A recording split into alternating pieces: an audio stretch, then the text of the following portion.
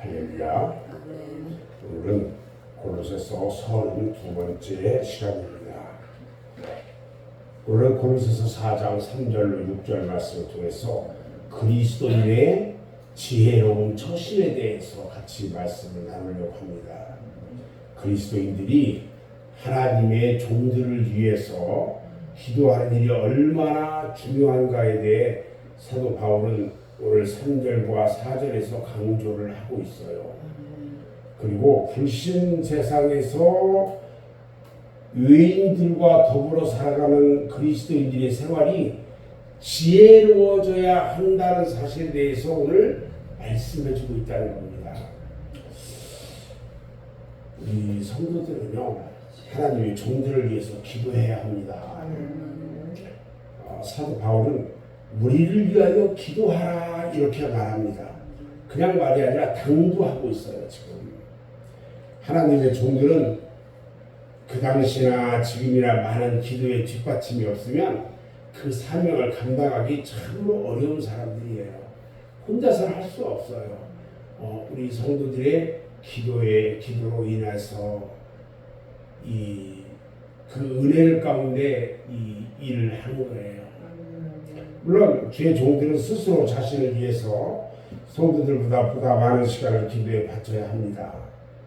그러나 주변에서 도와주는 성도들의 기도도 반드시 필요로 하고 있다는 거예요.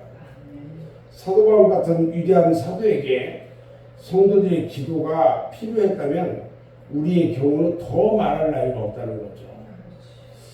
영국의 그 유명한 설교가고 목회자였던 스펠전 목사님이 다른 분들이 이 목사님에게 목회의 성공의 비결을 물었어요. 그랬더니 목사님이 그 물었던 사람을 데리고 당신이 목회하고 있는 교회에 데리고 갑니다. 그리고 성도들이 24시간 동안 기도를 계속 이어서 하고 있는 지하실의 어느 기도실로 안내합니다. 그런데요, 함께 따라갔던 그분이 깜짝 놀랐어요. 그곳에는요, 스펠전 목사를 위해서 기도하는 500명의 성도들이 뜨겁게 기도를 하고 있더라는 거예요. 누구를 위해서? 스펠전 목사를 위해서. 그 시간이, 기도하는 시간이 이미 자정이 훨씬 넘은 밤중이었는데도 불구하고 그 기도실은 기도하는 사람들의 수도 주지 않고 기도의 뜨거운 열기도 식지 않고 있더라는 거예요. 스펠전 목사님은 이것이 당신이 목회 성공의 비결이라고 말했다는 겁니다. 바울은 성도들이 자신들을 위해 기도하는 일에 있어서 그 기도할 제목까지 거론하고 있어요. 첫째는 복음을 전할 수 있는 말씀의 문을 열어주실 것을 위해서 기도하라고 말해요. 전도의 문이란 뭐냐? 많은 사람들에게 하나님의 말씀을 전할 수 있는 기회, 그 기회를 말하는 거예요. 주님은 기도하면 응답해 주시겠다고 약속하셨기 때문에 성도들의 기도는 제각기 자기 자신의 기도에 대한 응답을 받는 것이에요. 그런데 많은 성도들이 한 가지 기도의 제목, 자기 교회에 하나님의 종을 위해 기도할 때에 그 종은 그만큼 능력을 받을 수가 있을 거예요. 바울은 그리스도의 비밀을 말하게 하심을 위해서 기도해달라고 지금 부탁하고 있는 거예요. 바울은 주님으로부터 많은 계시를 받은 사람이에요. 그리스도의 비밀을 말하게 하심을 위한 기도의 부탁은요, 바울은 하나님의 어떤 비밀에 대한 더 깊은 깨달음을 원했기 때문에 그랬던 거예요. 또 오늘 사도 바울은 대인 관계에서 처신에 대해서도 이야기합니다. 4장 5절부터는요, 쭉 보면 그리스도인들의 대인 관계에서의 처신 문제를 어떻게 할 것인지에 대해서 말합니다. 지혜로 행하고 세월을 아끼라 이렇게 말해요. 그리스도인들이 외인과 사회생활을 하는 가운데 그들에게 지혜롭게 처신해야 할 것을 권면하고 있어요. 만약 지혜를 쓰지 못하고 그들의 손에 이끌림을 받는다면 신앙적인 순결을 잃게 되고 또 사유인들의 세상 사람들의 함정에 빠지지 않을 수 없을 거라는 거죠. 잠언서가 바로 이 같은 지혜로 주신 성경이에요. 세상은요 그리스도인들을 대적합니다. 그리스도인들은 지혜로 이 대적을 이겨나가야 한다는 거예요. 만약 그리스도인들이 의인들에 대해서 지혜로 처신하지 못하고 경거망동한 행동을 보이거나 부도덕한 일로 비난을 받으면 안 된다는 거예요. 세월을 아끼라. 이 말은요 그리스도인들이 사유인들에 대해서 결정적 시기를 포착해서 그들에게 그리스도를 증거하는 기회로 삼아라 이런 뜻이에요. 오늘 본문 4장 6절에 보면 바울이 말하는데 뭐라고 하냐면 성도들이 일상생활에 사용하는 말의 사용을 어떻게 해야 하느냐 하는 것에 대한 교훈을 말씀하고 계셔요.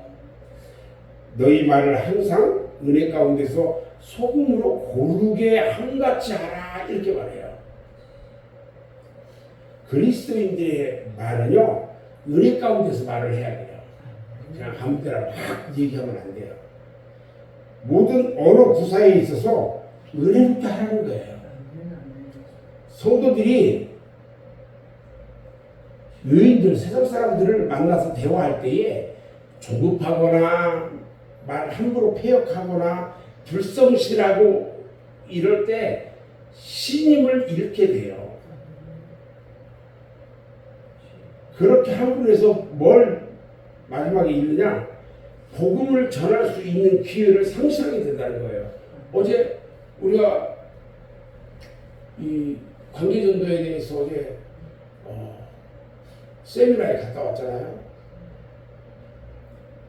내가 사람들을 만나야 되는데 이 만날 사람들에 대해서 평상시 내가 올바로 행동하지 않았어. 그러면 그 사람에게 복음을 전한다고 하면은 그 사람이 받아들이겠냐는 거죠.